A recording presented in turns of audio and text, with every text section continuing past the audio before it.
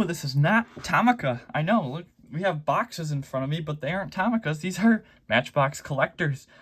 And I have not seen these models in person. These came from Diecast Car Guru. He opened them up, put them in the boxes just to save room on shipping. I have not even took a peek at them because I wanted to review them live on camera. Not really live, but you know what I mean.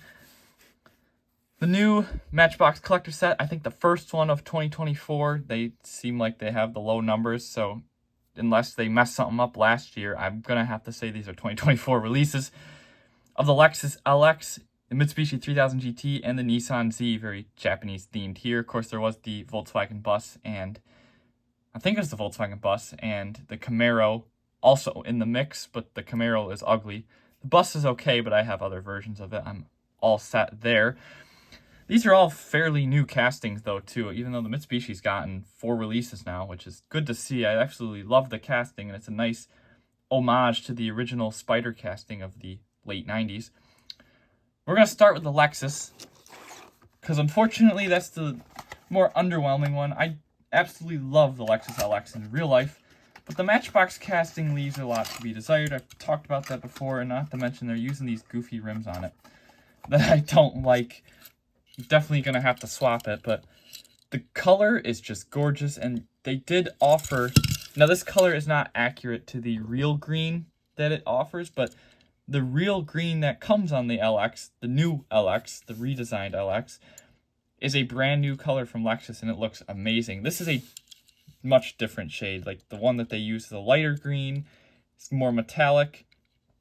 This one is dark and no metallic, but it still looks really good.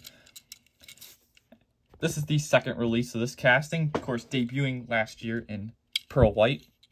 And this is the recolor in green, part of the collector set, of course. Nice headlight details. The grille, it's okay. I don't like the chromeness to it. I wish it was the F Sport grille, or the F package, or whatever they call it, because that is way better looking. There's your ugly rims, nothing to write home about that. Taillights actually look a little different than the main line. I don't have that one to compare it to, but I think the main line was just red. Okay. I think it was just red. This one looks like it has, like a little shading to it. There's some orange in there. Yeah, it definitely looks a little more realistic than the other version, but I could be remembering wrong because I just don't have it right next to me. Lexus LX on the plate, LX 600. And of course, this one has a moving part. The trunk, which does not open very far at all. That's about as far as it goes. Totally not realistic there, but it's okay. Yeah, these wheels are god-awful. Kind of bling-bling. Which I guess would fit on an older one, but not a new one. The new ones have a lot more class to them. And I'm not saying that the older ones didn't, but you know what I mean. Hopefully. Yeah, pretty cool release, though. Very unique color. Actually, the Z also has a very unique color. That's the one I'm most excited about. So we're going to go to the Mitsubishi 3000 GT next. Now, people were complaining about this one, and I totally see their complaints because, A, this is a $5 model that looks like a $1 model. And let's just compare it to the $1 model. And they're like, well, they couldn't even give it a metal base. Like, all they gave it is the 5 spokes, which, remember, debuted on the Lexus. They look amazing. Great wheels from Matchbox. Absolutely love them. But does it feel like a $5 model? Because let's take a look with it compared to the $1 one that's out right now. You got a Mitsubishi badge, marker light on the side there, which actually looks like it's a little smaller. The insert for the grill down there is the same. Of course, here we can actually compare the 5 spokes. Got the new rubber tire 5 spokes compared to the mainline 5 spokes. A little smaller. Actually, the rims themselves or the wheels themselves are the same size. Rim is smaller on the rubber and larger on the plastic. And then for the rear end, we got 3000 GT on the trunk, the Mitsubishi under the left tail lamp, and then the tail lamps are painted, or decaled at least. And they look pretty much the same. No shading or anything in them. They're very 2D, which is kind of unfortunate. I would like them to look a little nicer than that. Japanese, or Matchbox in Japanese on the plate compared to the Mitsubishi logo. But yeah, there's no added details to this. Nothing on the side. Of course, still has a plastic base, which they are trying to incorporate metal bases, but that will just be new castings, not reoccurring, or what should I say? Not current castings. And looking at the date stamp, these were made about 3 weeks apart. So I really don't think they had to change much. They probably just had to swap out the rear decal. It probably went through the same front decal press. Although I don't know though, because that side marker light seems a bit different. I don't know though. It looks smaller, but I can't tell. Yeah, I can see the complaints on this one. It looks like a basic model. I mean, this one actually looks more premium than this one just because it's got a nicer paint finish. But yeah, totally see that. Still a really nice release, but just is it worth the $5? That's a question. That's a good question. But the Z definitely, of all of these, the Z definitely is.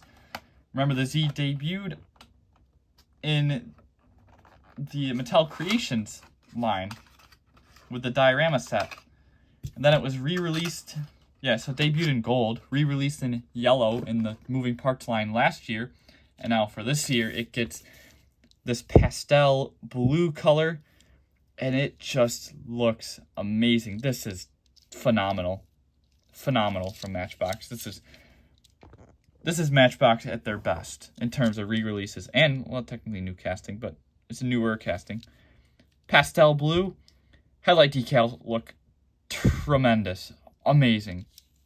Great headlight details here. See, that's what I want to see from the taillights on this. Like, look how 2D that looks, and then that looks like the actual headlight. A little bit of shading in there.